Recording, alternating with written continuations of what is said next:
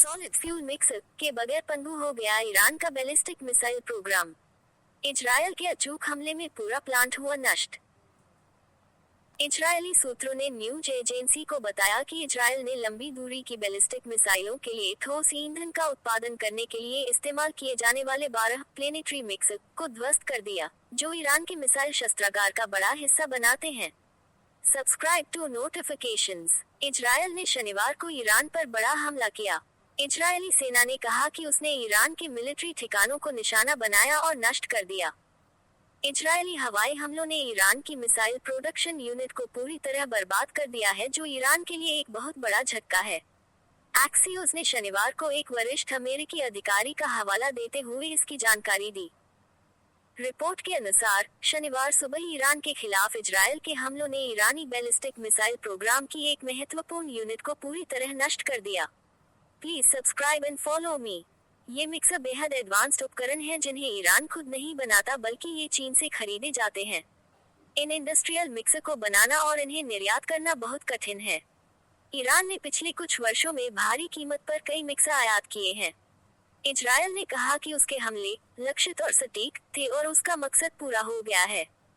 Report के अनुसार इन हमलों से ईरान के मिसाइल भंडार को रिन्यू करने की क्षमता गंभीर रूप से क्षतिग्रस्त हो गई है।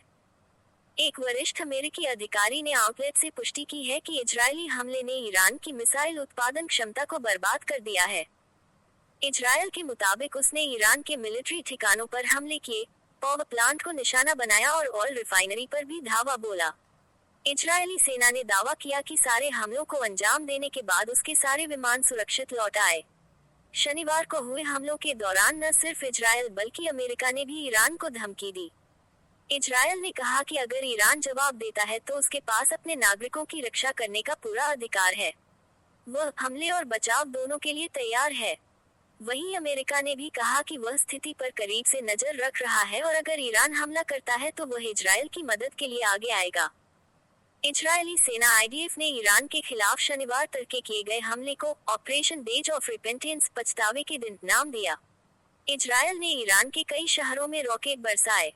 हालांकि इजरायल ने बताया कि उसने ईरान की आम जनता को कोई नुकसान न पहुंचाते हुए सिर्फ सैन्य ठिकानों को ही निशाना बनाया है। ईरान ने स्वीकार किया है कि इजरायली हमले में उसके 2 सैनिक मारे गए हैं। ईरानी सेना के मुताबिक ये 2 सैनिक उसके मिसाइल ऑपरेशन का हिस्सा थे।